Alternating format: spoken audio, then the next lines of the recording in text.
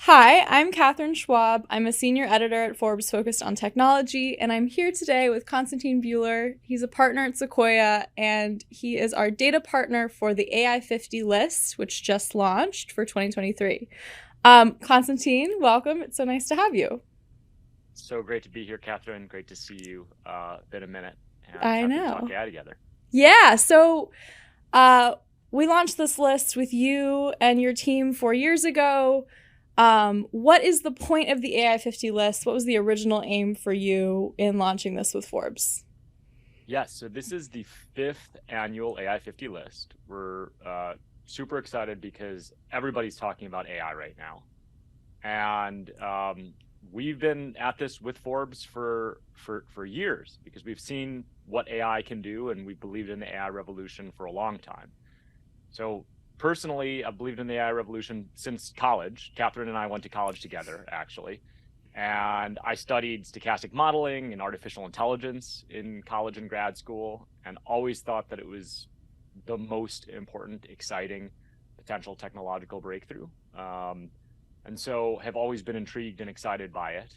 Now, what was happening when we started this list was there was a period of time in which a ton of companies were pitching themselves as AI, but didn't have a lot of AI in the actual technology. And then there were a ton of companies that actually had AI, but weren't really companies. They weren't businesses that were making money. And so a lot of friends from college and from grad school and just from the ecosystem would ask, hey, what are the good AI companies to work with and work for? And there was not a clear, well-defined list of both is truly AI and is truly a company. And that's why I came to Forbes, because you guys have the best reputation for creating high integrity lists, and said, hey, how do we make one together? And that was the start of the AI 50 list. Great. So the point here is really real businesses that have a real business Yes. model and can make real money, and also technology that is actually AI, is not just hype or marketing. How do you figure that out? Like, what is the methodology here? And as our data partner, we rely on Sequoia to crunch the numbers here when it comes to the startups that we're assessing. So walk me through the methodology and how we tell what is legit and just interesting versus what is jargon. Yeah, absolutely. So it is exactly what you described. We want to have a super robust list that is based on facts, both business facts and then also AI facts. So how do we do that?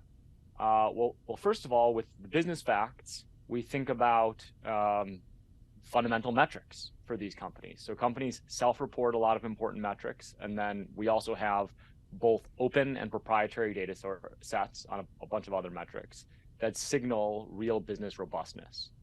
And we received over 800 applicants this year.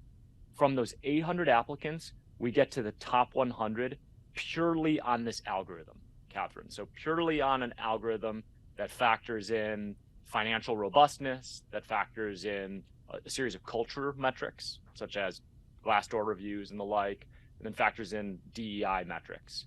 And that is purely quantitative.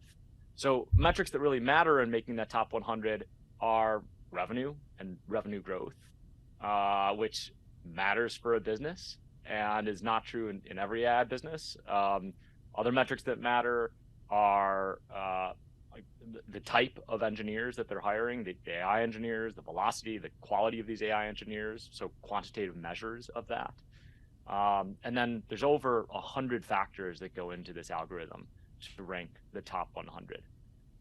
So that we get the top 100, then it's handed over to a panelist of AI experts. These are top academic experts, top technical experts, Catherine. They're really darn good. And they basically say, hey, of these top 100, are they real AI or not? So if they're real AI, then they can progress to the next phase, which we kind of have a cutoff of 60 in the next phase. And if there's question about whether or not they really have AI, Catherine, then we just err on the side of being more robust about this. We say, okay, it's off the list for the top 60. And then finally, we do a little bit of a last sanity check with the venture community to make sure that we're not flagrantly missing something on the up or the downside. And that and the Forbes editorial committee take those 60 and make it basically on those top 60, the final 50, with one or two slot-ins for obvious companies that really should participate. And that's how we get to our top 50. Great. So for the list this year, obviously generative AI is huge. It's a huge part of the list. It's a huge part of what's happening right now with AI. So talk to me a little bit about why generative AI is so important right now, how it shows up on the list, and any other trends you've been noticing. Oh gosh, so generative AI has been massive for the industry and is just a natural progression in AI. So it's very exciting. It's a breakthrough. And also it's a natural progression in this whole revolution that's been going on for many decades. So let's talk about generative AI. Why is it on the list so prominently? Well, because the world cares about it. You have covered as Forbes that GPT chat got to 100 million users in 2 months. That is the fastest growing consumer app ever. That is a monumental moment. Jensen Huang recently called the generative AI movement the iPhone moment of AI. And that's a very powerful statement. And then you've got Bill Gates, who recently talked about this as the biggest breakthrough since the graphical user interface that he saw 50 years ago.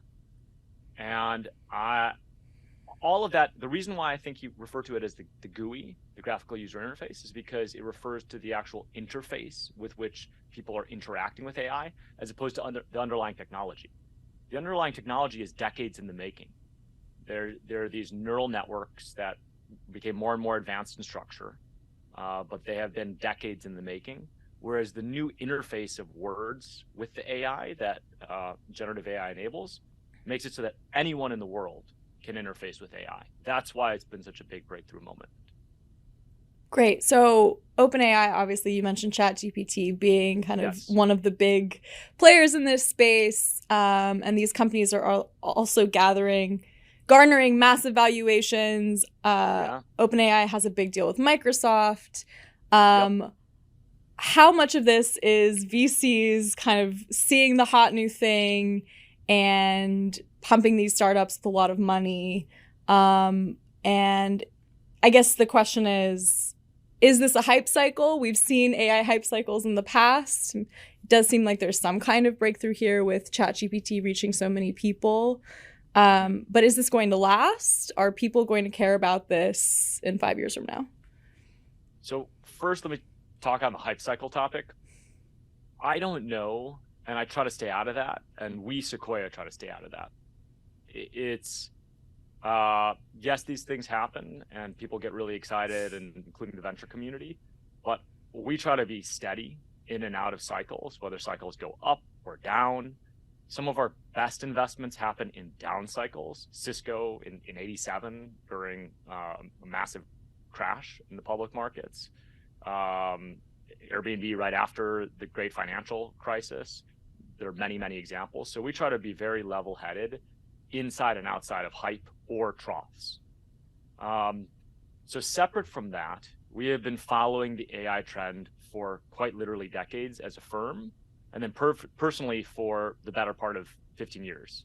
Like, this is a very long-term, very important trend. And I've been sharing with Forbes actually for years now that this is the continuation of the personal computer revolution. I actually have a graphic in a Forbes article that I wrote 4 or 5 years ago that basically says AI is the next personal computer, which is now being quoted a little bit more with Bill Gates' credibility of saying that. But AI is this continuation of a computational revolution that enables humans to do work much faster. That's been something we've seen coming down the pipe for I've seen for a decade plus. Sequoia has been seeing for decades, going back to our investments in NVIDIA, in Google, and in many, many more great AI companies. So I don't know what the world thinks, whether they're up or down at the moment, but we think it's long-term, very important trend. So how are these startups making money? What are the underlying business models that, when you're looking at these companies, that you are most excited about and you think hold the most promise? Yeah, I think one thing to call out, and we're going to have a really cool graphic in this year's AI 50 that I'll share with you soon, Catherine. We've been working on it all week. Is there's a lot of infrastructure today. So there are a lot of companies trying to build platforms for AI. And a lot of OpenAI is the platform. GPT chat is an application that you can interface with, but a lot of their underlying technology is the platform, the GPT platform, the DALL-E platform, etc. Anthropic is another example of a great platform with cloud. But you actually see in the graphic today that the application layer is much thinner than other market map application layers. Okay, wait, hold on. When you say market map application layers, what does that what does that mean? So of course. So if I say anything that's jargony, stop me and I'll fix it. Either AI or CS jargon or VC jargon. So let me know. So when I say that, and in this case it was all three. When I say that, usually when you have a market map, the application layer is pretty thick. So the apps that are built on top of an infrastructure are pretty thick. Like think about in the massive cloud revolution, you have Salesforce, which is a huge company. You have Adobe's Photoshop platform, which is a huge company. You have ServiceNow, which is a huge company. You have all of these big application companies in the cloud. And then you have a robust, but maybe smaller infrastructure layer over time. The ratio between the market cap and size of those varies, but even a lot of the infrastructure players have large applications on top of it. Think about it. Amazon's an application. AWS is the infrastructure. Same goes for Microsoft and their infrastructure. Same goes for Google and their infrastructure.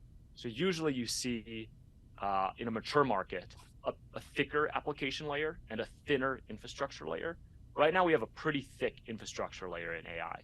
And that's because we're all building. It's a little bit like the infrastructure layer in the internet in the early days, where you had all of these communication companies, Catherine, where everybody was building out the infra for the internet. When Cisco was massive, another Sequoia company, I think it was the biggest market cap either in the world or of the tech companies. It was huge. And that was an infrastructure company. But over time, the internet revolution became applications. Okay, it became Amazon and Google and DoorDash and Airbnb and all these applications. So I think one thing that you'll see visually is a lot in the infrastructure, which shows that we're early in the cycles of a revolution. And over time, we'll see much more in the application layer. Okay, that's a helpful breakdown. Thank you. One thing that's interesting to me about this moment is that you do still have these big tech giants that are major players here. And I'm curious if you think that the future Googles, the future tech giants that are going to one day kind of have dominant market caps, are those companies hiding on the AI 50 list right now? They might be. I mean, that is what we're trying to capture in the AI 50. We really are trying to capture the companies that are going to be the most consequential AI companies in the world each and every year. And I think this is going to be the most important technological revolution in decades. So that's the hope, Catherine. Yes. Yeah.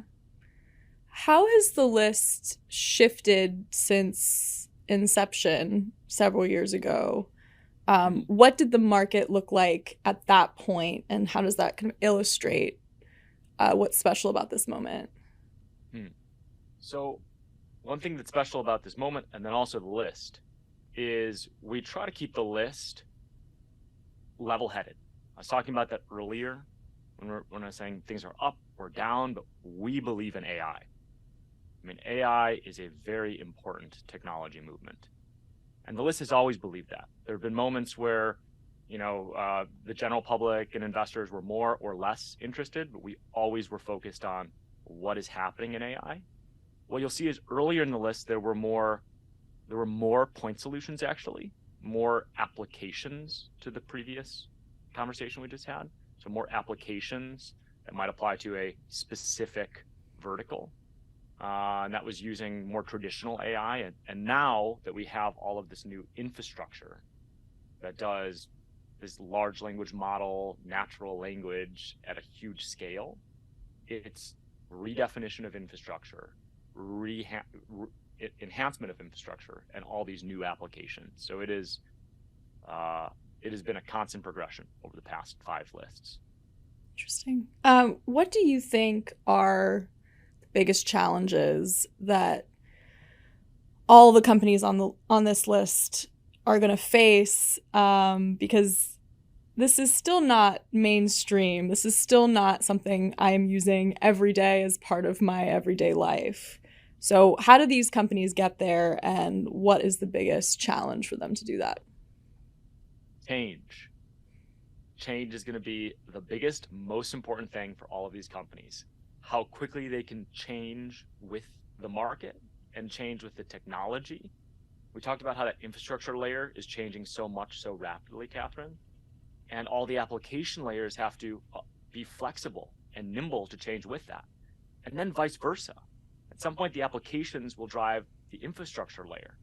Just like applications drive a lot of, in the cloud revolution, drive a lot of what the infrastructure of the cloud revolution provides, they're going to be talking to each other. So we're looking for founders that are, of course, brilliant technically and from a business perspective, and also gritty, persistent, and comfortable with being uncomfortable with change. What do you think about the kind of social challenges that, as this has kind of broken through into the mainstream in the last few months, there has been some backlash, some pretty notable backlash, especially in the last week, with certain titans of industry calling for this technology to be kind of halted completely. Why do you think that is? And do you think that that backlash will impact the way that these companies develop? So this statement is my personal belief, not representing Sequoia. This happens with every technology change. There's resistance with every technology change. In the Industrial Revolution, which I think is actually quite similar to this revolution. I think Industrial Revolution, Personal Computer Revolution, and this revolution have similarities because they're all about work. They take actions. It's not a communication revolution where all of a sudden the world shrinks in communication. It's a production revolution in which all of a sudden the world produces more work. In the case in the Industrial Revolution, that was machines doing work. And the personal computer, it was personal computer machines doing work. And now it's AI machines doing work. So I think we can learn from those revolutions, even more so than the communication revolutions like the telephony or the internet revolution. And so looking back on industrial and personal computer revolutions, there's a lot of fear because there's going to be a lot of change for the entire economy. And I empathize with that change. I grew up my grandfather was a milkman, okay? And what ended up happening was the entire milkman industry with the rise of cars in mass kind of got destroyed and shifted over into gas stations. This is kind of a side note, Catherine, but shifted over into the gas station industry because they said, hey, you need to now fuel your car and pick up milk from a convenience store, a gas station. And that was a change that my own family has gone through in the automobile revolution. And it's going to be happening left and right in this AI revolution. So there's going to be resistance. There were the Luddites in the Industrial Revolution. There was a lot of resistance in the personal computer revolution. There's going to be a lot of resistance in the AI revolution. I think we need to be responsible. We need to be empathetic. We need to be truly helpful to the people that are going to be undergoing change. And we also need to keep the big perspective, which is humanity changes and progresses, and technology should be helping us. So one thing that I noticed about the list this year is that there aren't very many autonomous vehicle companies on the list, where there used to be many more.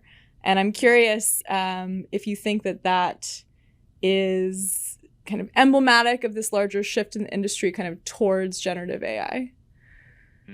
So there's a couple reasons for that. One reason, Catherine, is because several of them went public, and the list is purely focused on private companies. So my guess is actually if some of the big ones didn't go public, they would be on the list.